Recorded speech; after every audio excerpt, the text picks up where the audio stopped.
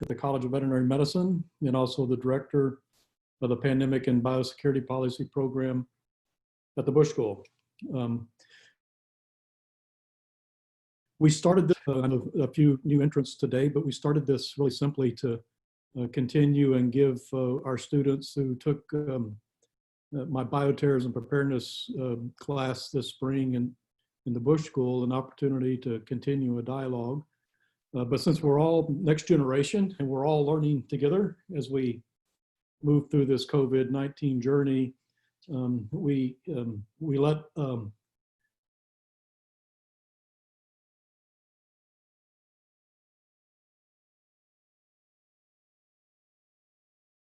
we better and over chat an informal dialogue about the ever-evolving COVID saga.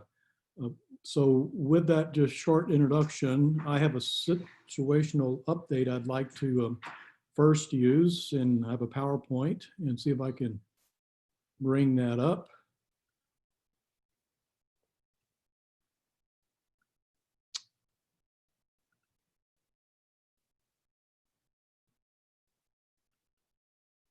Well, it's there, we can see it. All right, is it full screen or is it just half screen? Is that better? Yep. Okay, so I'm going to go through this PowerPoint and just got to give a situational update and allow an opportunity for questions. If you have questions, go ahead and put them into the chat, type them into the chat, and we will, and Chelsea might answer the questions. She might do better than I. But if you have a question, put it up in the chat and we'll try to get to it. I'd also like, after we get to the sit rep, I mentioned that I would like to talk a little bit about vaccines. And so I want to make sure that we have enough room time to talk a little bit about vaccines, because there's a lot of exciting things happening on the vaccine front. So with that introduction, just a quick snapshot, a lot of numbers here on this chart, but the numbers are important. It gives us a current situational awareness of what's happening, but on the world stage, there's almost 4 million cases, confirmed cases. And I'm sure there's a lot more than that, but this is what's confirmed. This is what are in the databases. And unfortunately, every fatality is very, very tragic.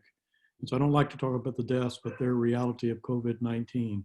But on the world stage, there's 265,000 deaths that we know about. But when you put this on a per capita basis and deaths per 1 million population, that calculates into 34 deaths per 1 million population globally. Now, the United States actually accounts for almost a quarter of the world's cases and fatalities. And so the United States as a whole, as of last night, we have 1.2 million cases, confirmed cases, or what are in our databases. And we're approaching 75,000 fatalities just in the United States. And that translates into 226 deaths per 1 million population. And the Northeast has been hit particularly hard. And just if we look at New York, the state of New York, with 333,000 cases, and that translates, and then we're almost, and probably by today, it's 26,000 deaths. That calculates into 1,300 deaths per 1 million population. So the Northeast, all the states in New York and New York City in particular have been hit really, really hard. I'm including one of our neighbors, Louisiana, because Louisiana has actually been hit pretty hard too. So Louisiana, there's 30,000 cases, but they've experienced 2,100 deaths in Louisiana, and that calculates into a per capita fatality rate of 465 deaths per million population. Texas, we certainly are experiencing COVID in Texas, but we have fared far better in Texas in regard to the severity of disease and cases in Texas than the other states, particularly the Northeast. And so we have 35,000 cases now, 1,006 deaths reported, but that calculates into 36 deaths per million population. Brazos County, in our own community, as of this morning, last night, 219 cases, 17 deaths. And these numbers are all available online, Worldometer's coronavirus database. So I borrowed this slide from a good friend of mine that we used to work. He was at the National Security Council when I was in HHS, a physician, but he was extremely good with numbers and a statistician physician, which is a unique kind of combination.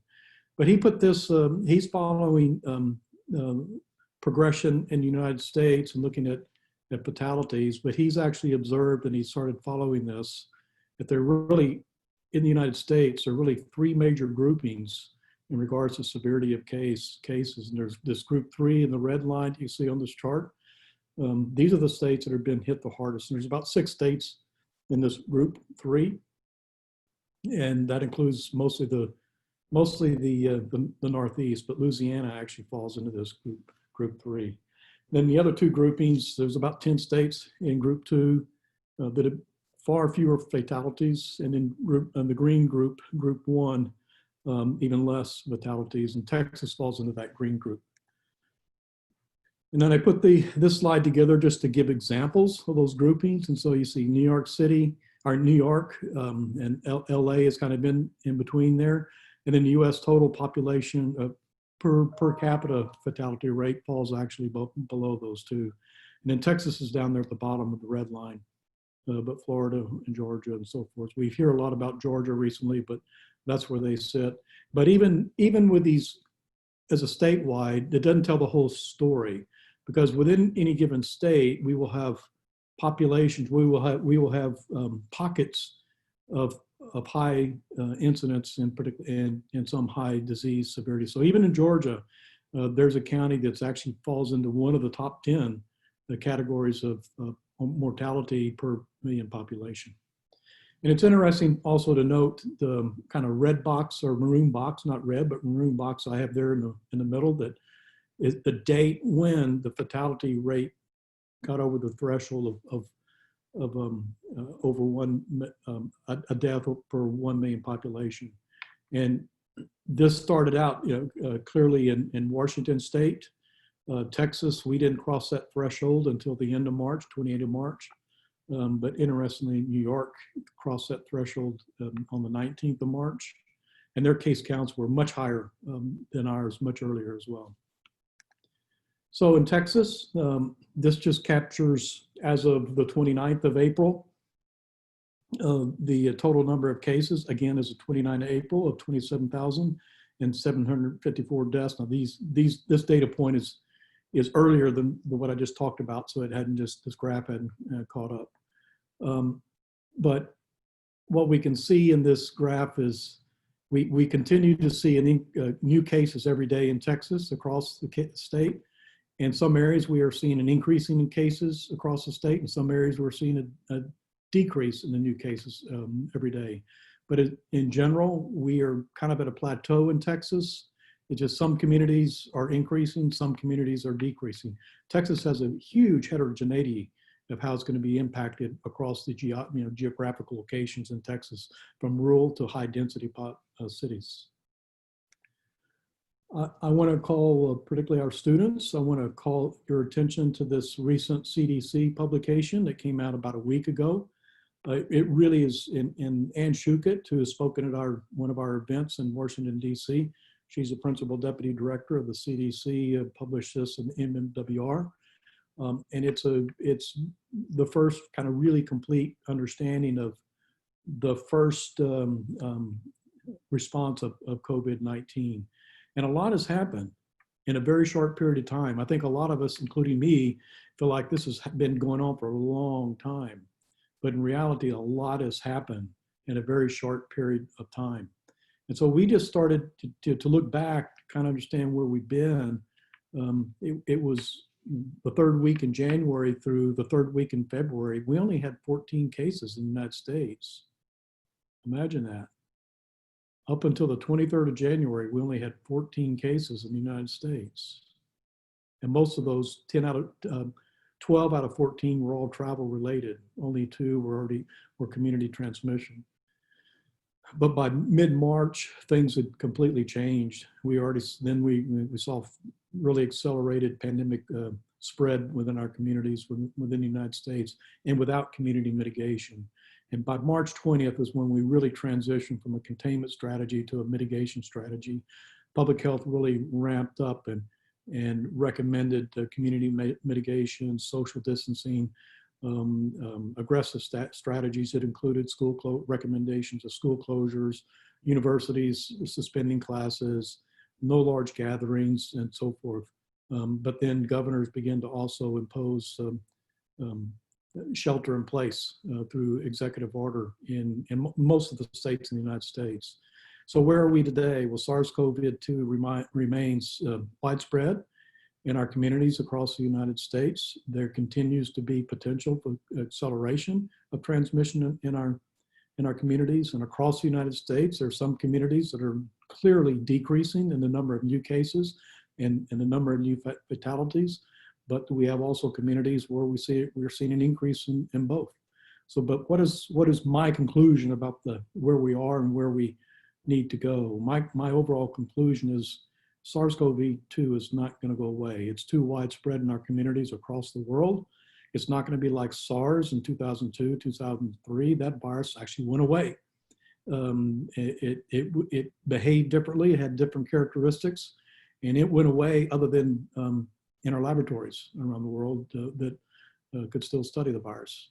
So what does that mean?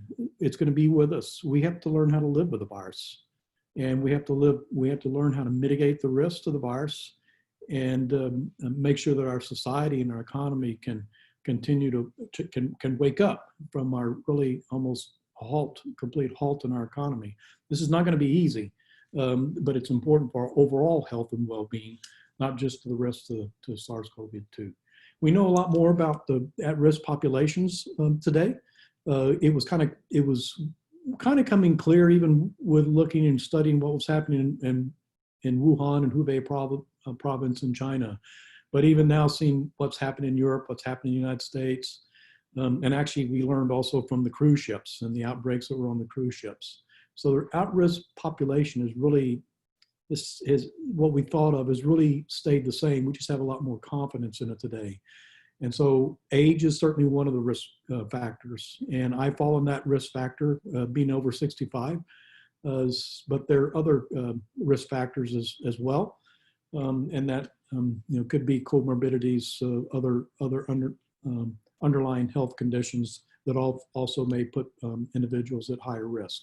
So what that means, though, we have a population of over 300 million people in the United States, and when you add it all up, the population that actually falls into a high-risk category is not a small number. We have, it's almost 100 million. It's 98 million people that actually fall into a high-risk category across the United States. And again, those risk factors are age and comorbidities. In Texas, the story is the same. And in fact, in Texas, to date, 75% of the fatalities have occurred in people over 65. Many of them also had comorbidities as well.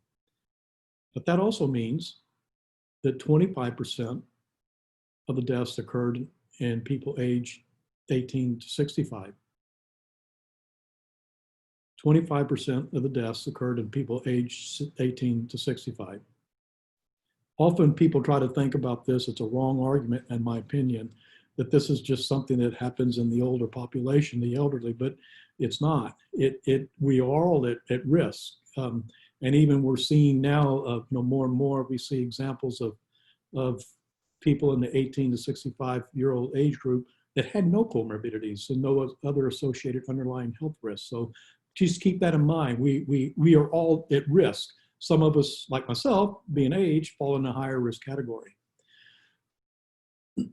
We also know that our kind of long-term health, long-term care facilities, nursing homes, are particularly vulnerable to outbreaks. And we're also seeing across the United States that food processing plants are also particularly vulnerable. So it's high congregate areas that can be vulnerable. But the food processing plants are bringing on a new phenomenon, and it could impact our food security.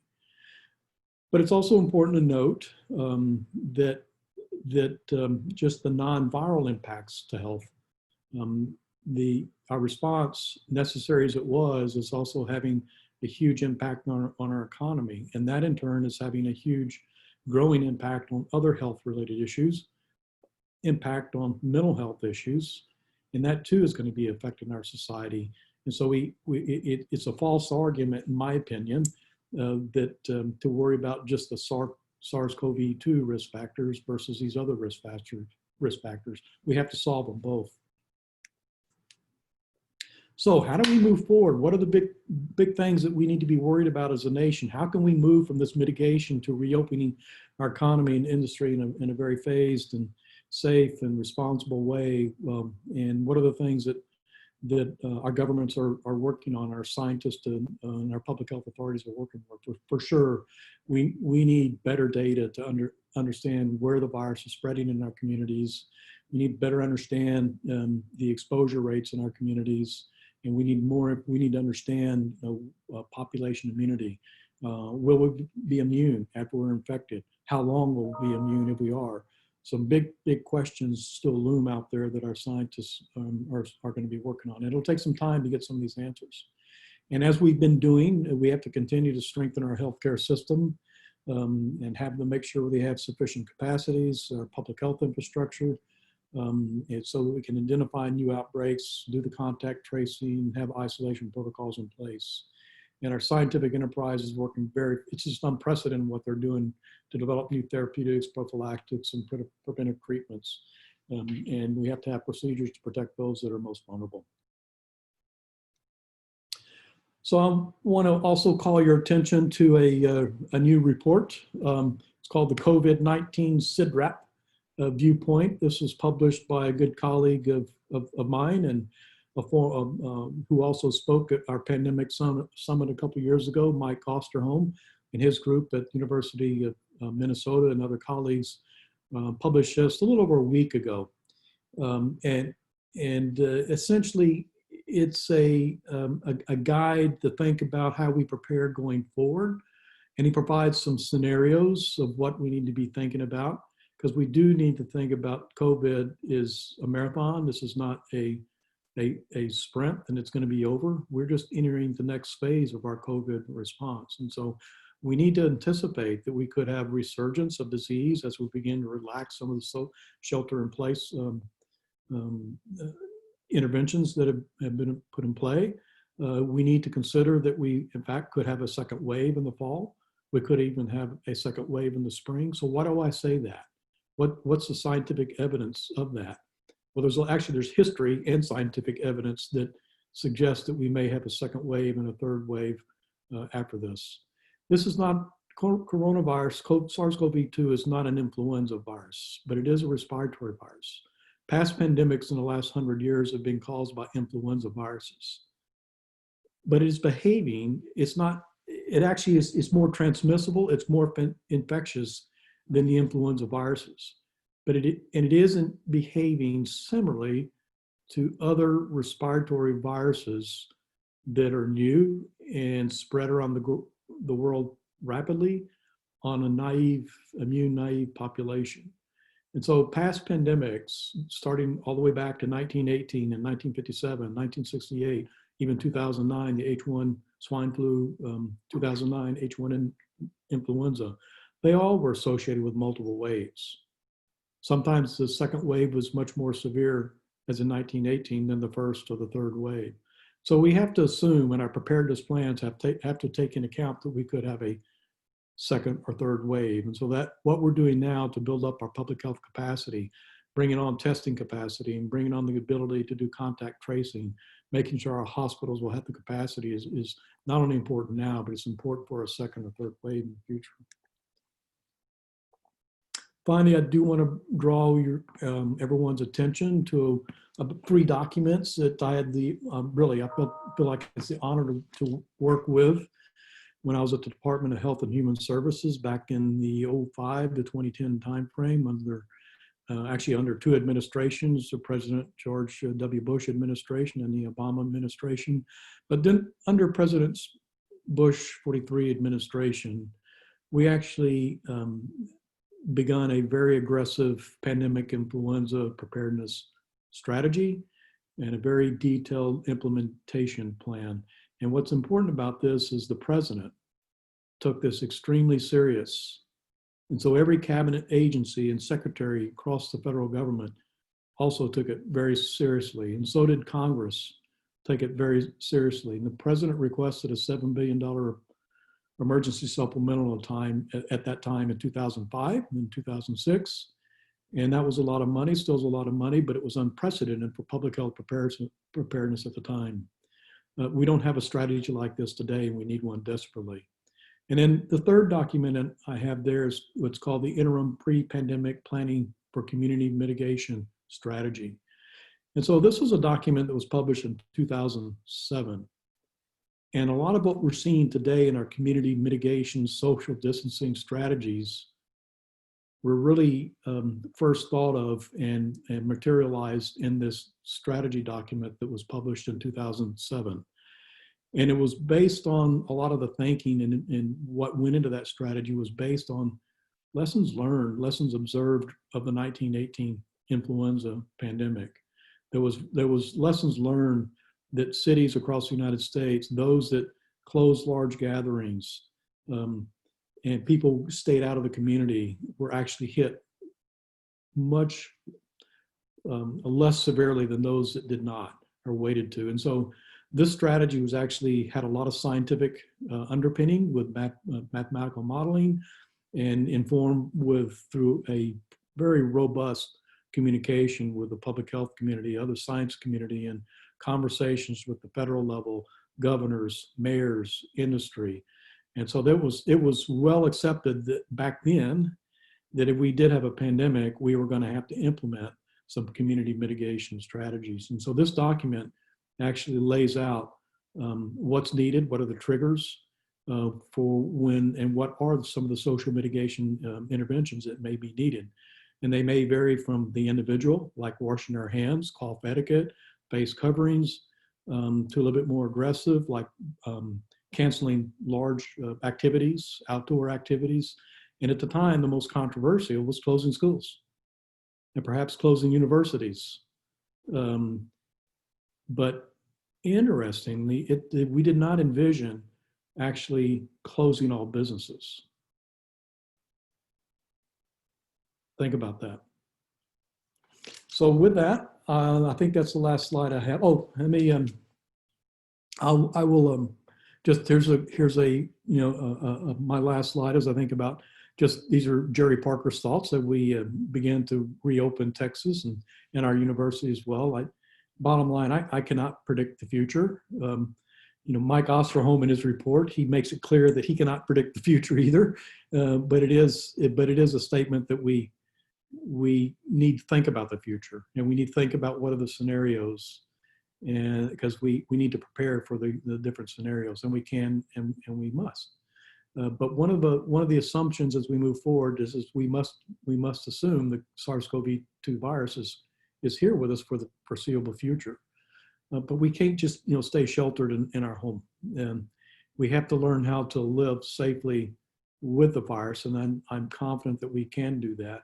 And I'm confident that the strategies that are laid forth that will allow us to begin a slow reopening in a measured, responsible way.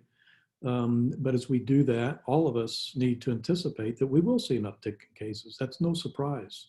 It's only natural. As we get out into the community, there will be some increased transmission of the virus. We have to anticipate that and plan for it and prepare for it. And like I said, we also have to prepare for a potential wave in the fall and the spring. But I know I communicate and collaborate with our state and national public health and scientific authorities and other authorities, and we are setting up the infrastructures to make sure that we have the testing capacity. We have a long way to go. We're not where we need to be yet, testing capacity. The good news is our hospital capacity is in pretty good shape. And we are putting in plans to do the contact tracing, which is extremely manpower intensive, but we're also going to have to empower our public health soldiers on the front line, is what I like to call them, with technologies, not in a way that would invade our privacy, but right now, most of the contact tracing across the country is done by pencil and paper into an Excel spreadsheet at night. We can do better than that. And so what we are trying to do is have the capacity so whenever we do see this uptick in cases, we can do that testing, contact tracing, and isolation, and keep the virus boxed in so we don't have a resurgence of dangerous outbreaks. But all of us, you and I, as individuals, we are going to have it. A lot of what happens in the days ahead is going to be up to you and I. Social distancing and spatial separation in the community remains essential. And so as citizens, as individuals, we're going to have our responsibility to avoid exposure in the community and avoid exposing others. Asymptomatic carriers now is a reality. So we could be exposing others in the community without even knowing that we're infected. And so that's why the recommendations for facial coverings is going to be more important than ever. But it's also going to be important to learn how to correctly wear facial coverings so you don't inadvertently expose yourself. So our behavior will make a difference, and spatial separation in the community will make a difference. And then finally, what I worry about right now across what I kind of see across the nation, just listening to the news and listening to the commentary, what I fear is most people are making the assumption that as we are reopening that the COVID crisis is over. It's not over. I'm confident that we can begin to reopen our economy in a safe and responsible way, but the crisis is not over. We have to learn how to live with the virus safely and mitigate risk as well as we can as we find our new normal, because we will find our new normal. And we found our new normal after 9/11. And I'm sure we'll find our new normal as we move into reopening our economy, learning how to live with this virus, moving into the next phase of containment before we have a vaccine and then after we have a vaccine. So I'll stop there. I saw a few chat questions. I haven't seen the questions yet. Let me see if I can, I'm going to take this off and unshare.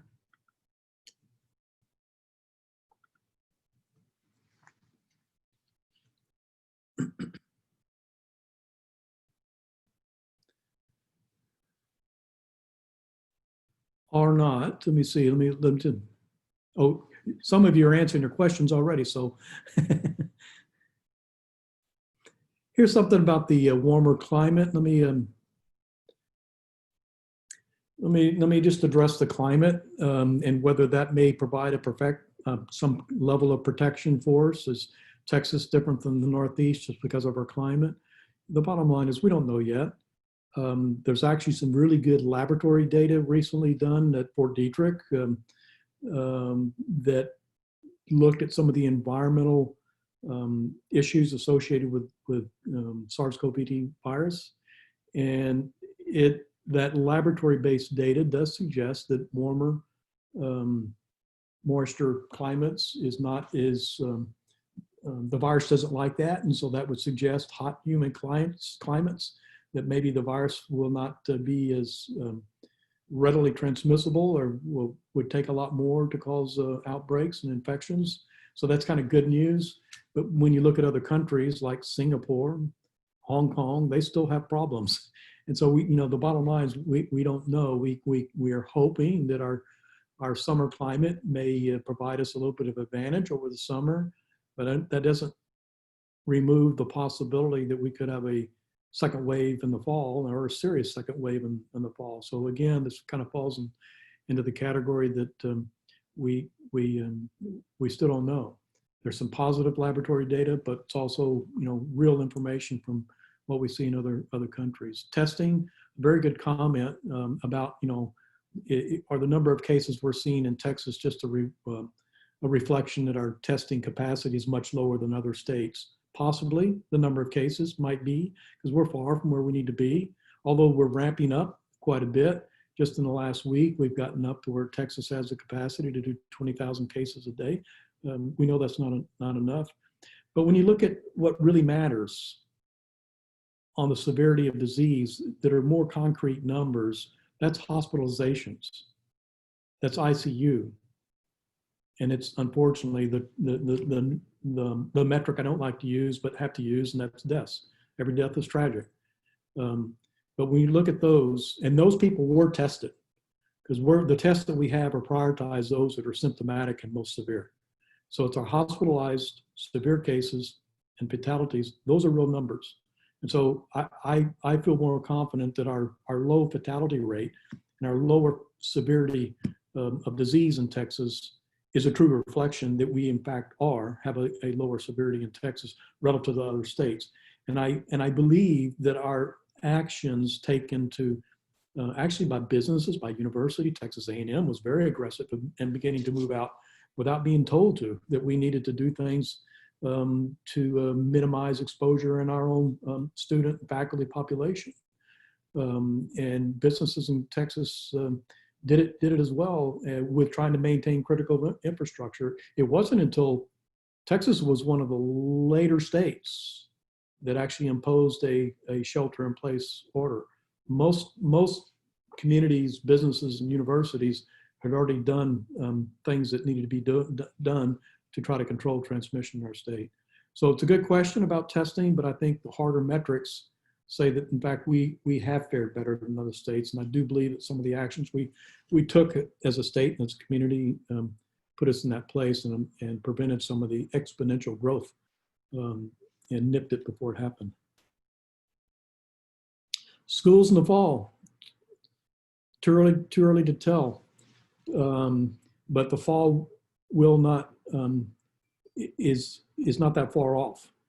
And so this is the conundrum that everybody is in, even as we begin to kind of slowly reopen our economy and businesses right now, we have to look to the fall. And I'm a preparedness professional. And so I think about, the sooner you start to plan and plan different scenarios, the better off you'll be to implement one of those scenarios in the future. And so I think it's very prudent for schools, for parents of school-age children, to plan that we might be open in the fall. So how does that affect your daily life as well? But schools should make those plans, but they need to be thinking about the plans. What would it look like? And so our reopened schools in the fall are not going to look like they did in 2019, most likely. And so what are those scenarios to make sure as we reopen our schools that we can mitigate risk in case the virus or we were to have a second wave? So those are the kind of things we have to think about as preparedness professionals. It's too late to wait until August to plan. And so my advice is, just because you hear schools or universities are planning to open the fall, I think that really means they're planning how they would open in the fall is a better way to interpret it, because we have to plan. And one of the scenarios of how to implement that plan will become more apparent as we get closer in July and August and so forth. So it's only prudent to begin to plan how we would do it, what it would look like, and how can we mitigate risk. And what do we mean safe? Well, I'd like to provide a little more plain talk rather than happy talk. Again, I think maybe I've already said it. When we think about having to live with the virus, we cannot eliminate risk. And all of us live with some type of risk in our day-to-day life every day. So we cannot, I wish we could make it zero risk for SARS-CoV-2 in the future. We just can't do that. But there are many other risks in our day-to-day life we can't bring down to zero either. And so we have to figure out how we can mitigate the risk as best we can and to prevent any unnecessary loss of life as we move forward. I mean, it's that kind of simple.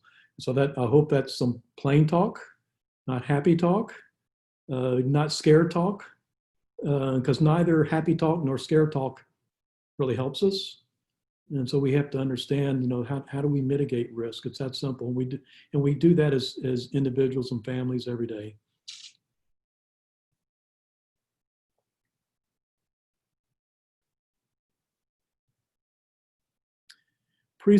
Pre-symptomatic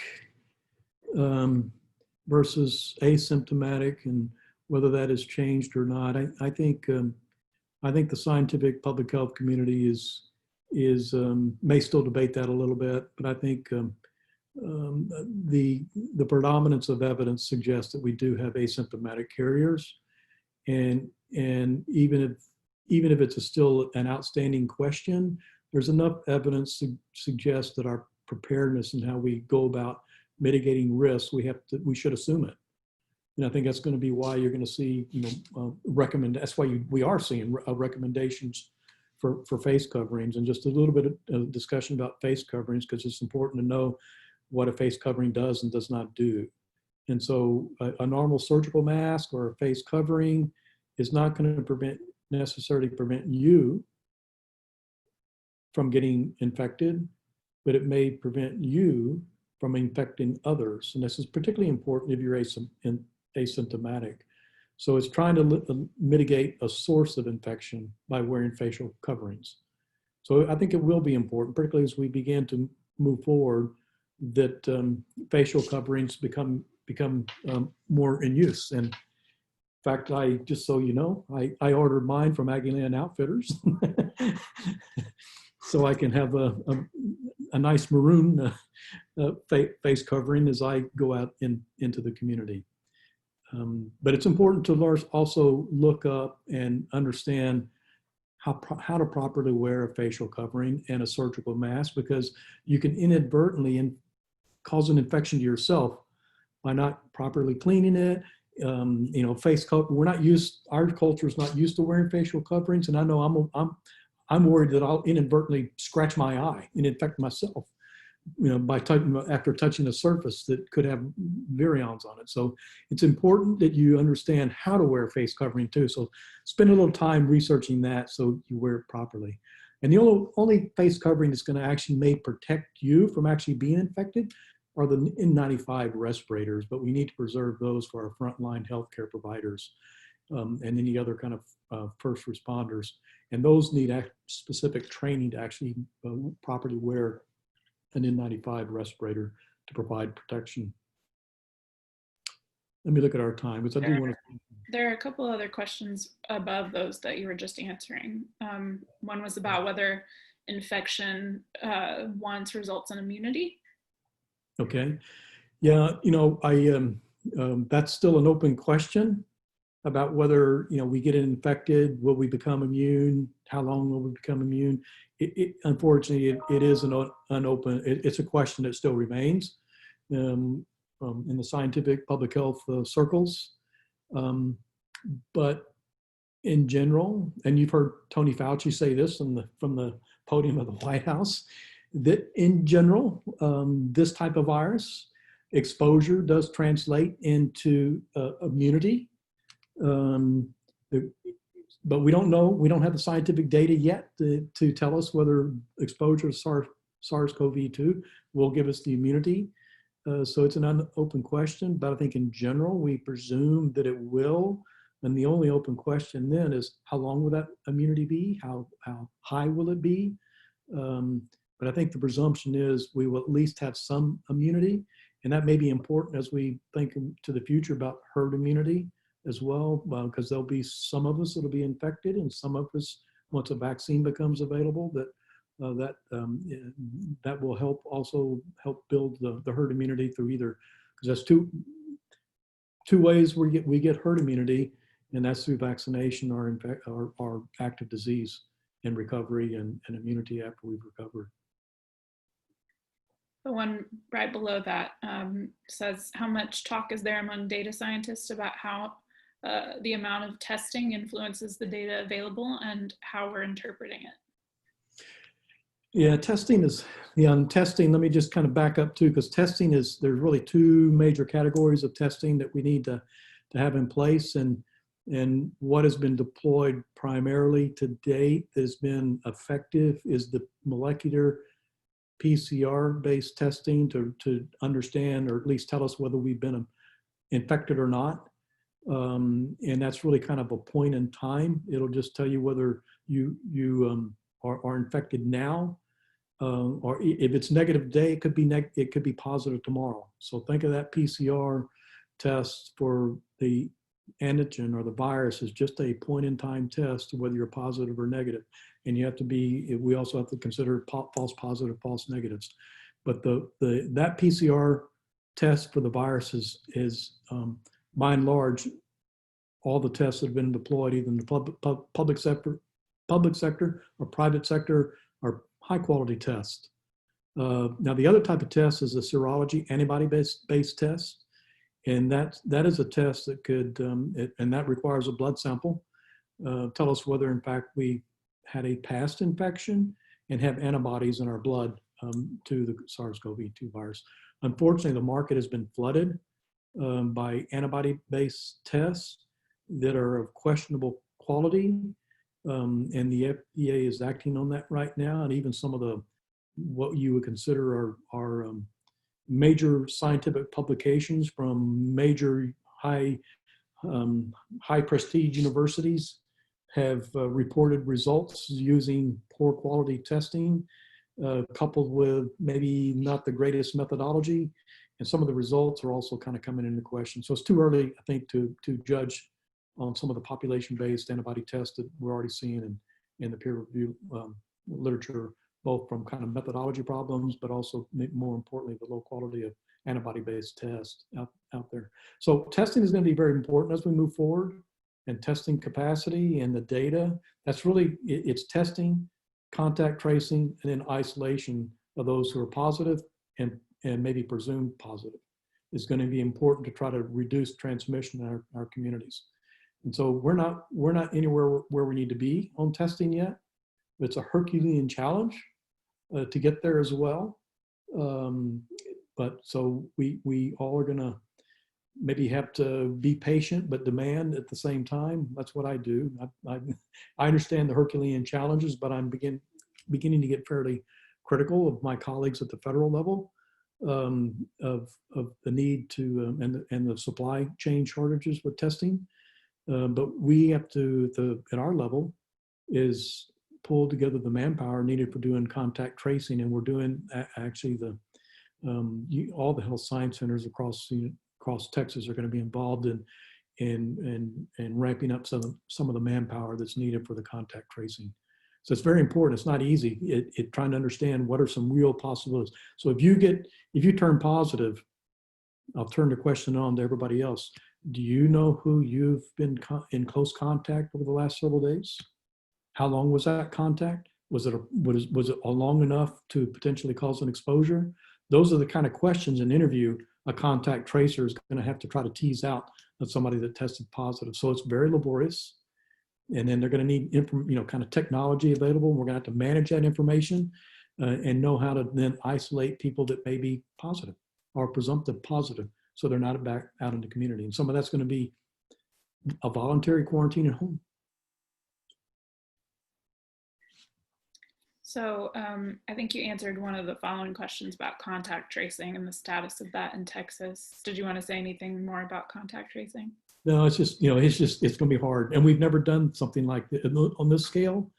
We have not really tackled something on this enormous scale in our nation in the past, in this short a period of time. We have another request for the top 5 health links for this pandemic. I'm not sure do you know what? Oh yeah, that's a good question. Yeah, and then yeah, like that question is actually really, really important. And important from the perspective that we, unfortunately, in addition to the pandemic, and some of you have heard me say this, we have an epidemic as well, and an epidemic of misinformation. And so looking to the best sites for authoritative information actually is very, very important.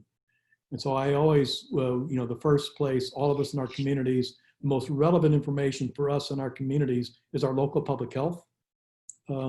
Is the first place, but then in Texas, it's the Department of State Health Services. They have an excellent website with information, and then it links to other websites like the CDC and other very valuable sites.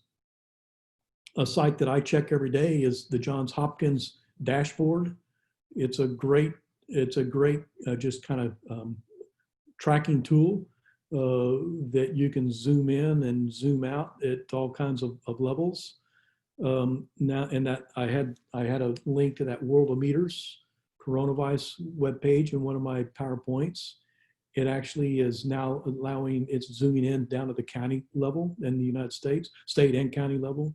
And so bottom line is your local public health, Department of State Health Services here in Texas, the Johns Hopkins dashboard, coronavirus dashboard are probably the best sites. But it's a really, really important question because you really need to inform yourself with authoritative information. And I even get, I readily admit, I get overwhelmed with the information just from the peer-reviewed scientific literature. And I've almost gotten to the point now that some new fact comes out, even if it's peer-reviewed, that I kind of say, not so fast. Not so fast, because so much information is coming out of even our peer-reviewed information that it takes a little bit of time for it to kind of consolidate and kind of come to more consensus views about some certain new finding with the SARS-CoV-2 virus. There's some additional conversation about masks and whether or not particular masks can also protect you from incoming. Mm-hmm. Yeah, it's really the only masks that can protect you from incoming that are going to be the N95. It's called respirator, but it's a mask. It looks kind of like this, but it's and that's a KN95 because that's all I could get. And KN95 means it came from China. But it's the N95 respirator is the only type of mask that really is going to protect you from being infected by somebody else with any degree of probability. But those are the type of, those N95 masks are still in short supply. Our supply chain is still building up from the critical vulnerability, dangerous vulnerability that we allowed ourselves to get into. But those are, we have to make sure that keep those for our frontline healthcare providers who are absolutely going to be in a potential to be exposed to SARS-CoV-2 virus. And you also have to be trained how to properly wear the N95 because they need to fit pretty tight to not allow some of the virus to come in. But there is some growing data too. In fact, one of our scientists has a publication that will be coming out pretty soon that suggests that even the facial surgical mask, in fact, might be enough to provide some or decrease the probability of being infected. So I'm not completely discounting the surgical masks and other facial coverings from providing some degree of protection. It's just not like the N95. But there's some one of our scientists is coming out with a very good publication that should be out very soon, and I may change my mind next week when we talk after I read this publication. Staying with the mask theme, can you talk about whether or not these N95s and other similar masks are disposable? They pretty much are. They're kind of single-use, disposable, and with that, we are also, across the United States, have devised ways of trying. Actually, they are single-use, but what's happening in healthcare settings is we're having to use them a lot longer than single-use, just because of the supply chain is just so insufficient. So masks are being used much longer than they should. And we are also devising, there's new approaches for trying to reuse N95s through different sterilization techniques. And some of those things are being deployed across the United States to reuse, sterilize and reuse N95s. In fact, we have some scientists here looking at some very similar or different ways of sterilizing and reusing N95s, but the challenge is scale and scaling it up. So that's one of the limitations. And the bottom line, at the end of the day, we have to fix our supply lines, and we can't rely ourselves to be dependent on such a critical. It's a medical countermeasures. N95 mask are critical medical countermeasures. So I hope we don't forget this lesson learned as we move forward as a nation.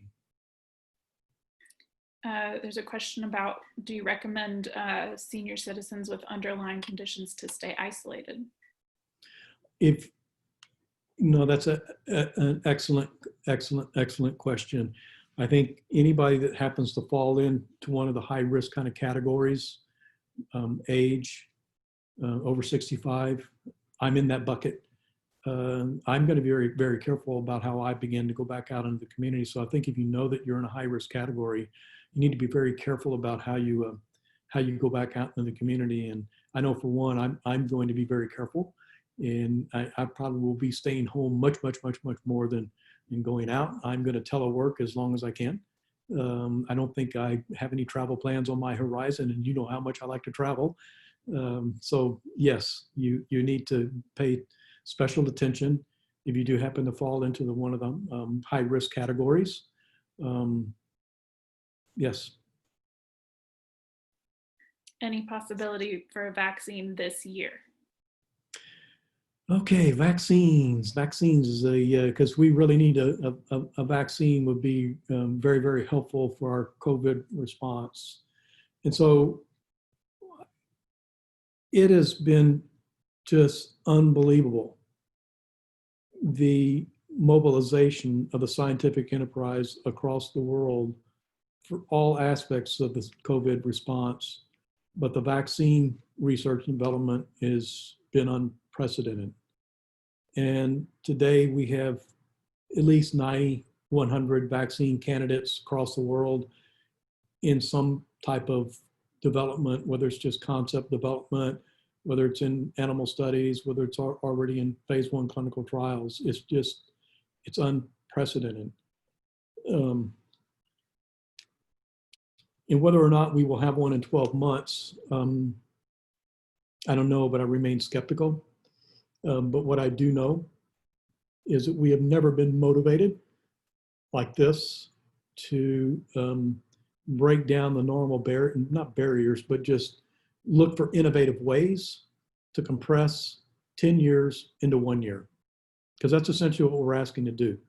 Because normally to develop a new vaccine, it's at least a 10-year effort and well over $1 billion for one vaccine. And there's a lot of failures of vaccine candidates along that way. So we're trying to compress over 10 years into 1 year.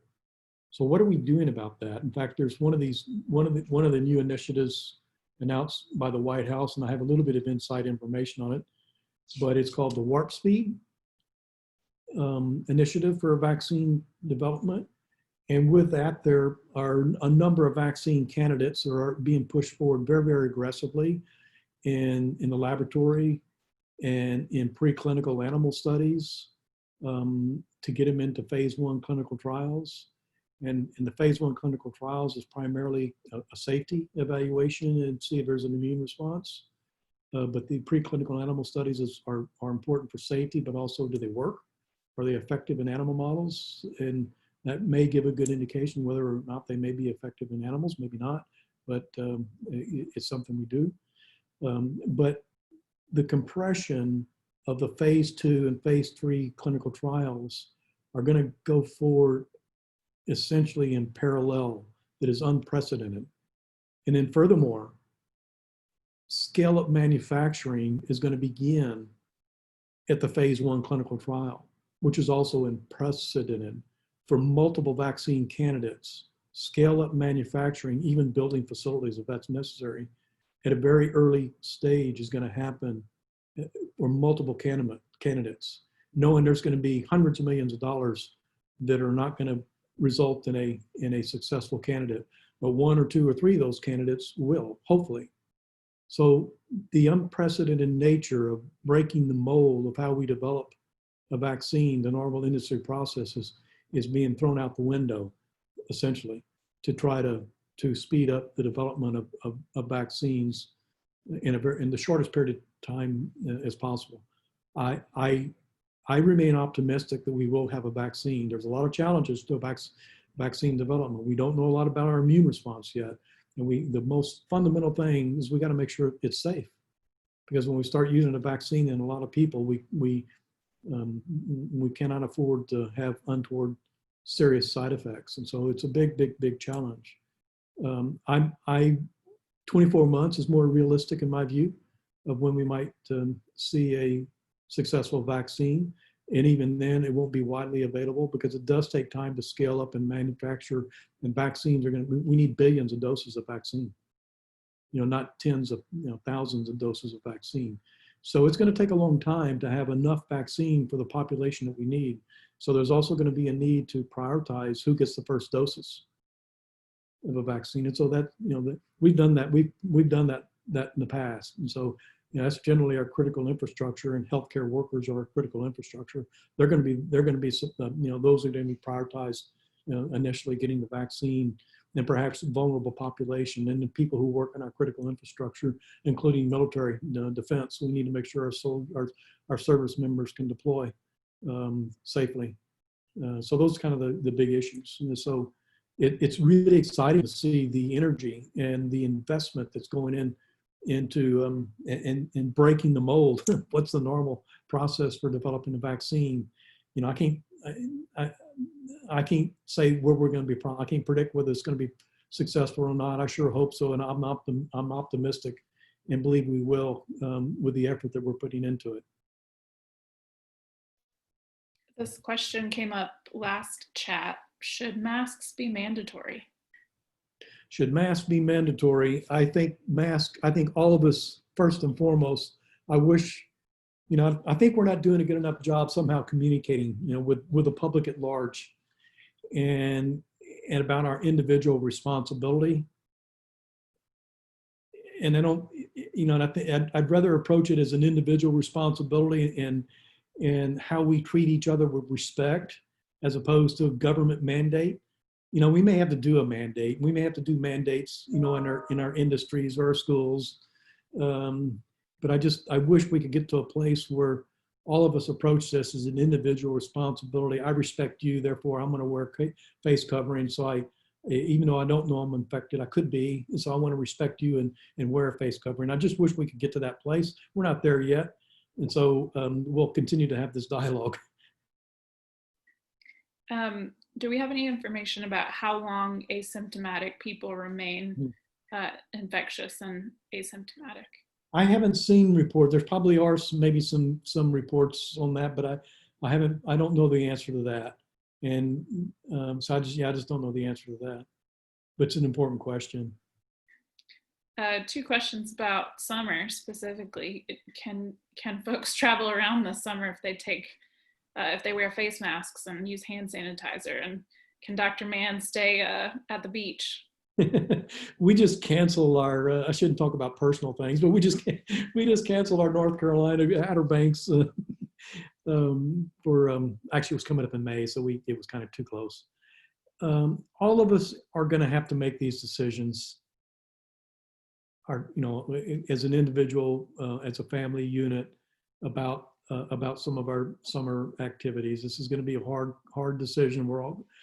I can't tell you, how to make that decision. I think we will know more in the coming weeks about, are we going to see a resurgence and acceleration and exponential growth or not? I think if we're not seeing an exponential growth in new cases, that we're going to have more confidence about, going out in the community, perhaps, going to the beach somewhere. But if you do, and I think I would follow what we see. I think we've already seen some good examples and bad examples in California and Florida when the residents are going to the beach in their hometowns and so forth. And there's good examples. You can clearly tell where some of the beachgoers are maintaining their spatial separation. And that'll be important when we do, go to the beach, go to the pool. Spatial separation is going to be essential, I think. But each one of us are going to have to come to that conclusion ourselves, and it'll be guided by better public health guidance as we move forward in the coming days and the coming weeks. But it's a good example of how what I said earlier on. We have got to figure out how to live with the virus safely. I don't think we have any other questions other than I just typed in the chat. Dr. Krechek asked if we were going to share the recording, and we're happy to share the recording. Sure. Hi, Tammy. I'm not sure if there are other questions that folks want to enter in the chat in the next minute. And notice, though, this started out to primarily continue a dialogue with my students in the Bush School. We're taking a class in bioterrorism preparedness, and there was interest in continuing to a chat, and I think it's growing a little bit. So, and I'm sure more than happy to continue to chat every week as long as there's interest. If there's not, or if my information in this chat is not useful, that's okay too. But I'm happy to continue the chat on a weekly basis. And if you have questions beforehand, submit them beforehand too. Thanks for being here, everyone. Yeah, thank you.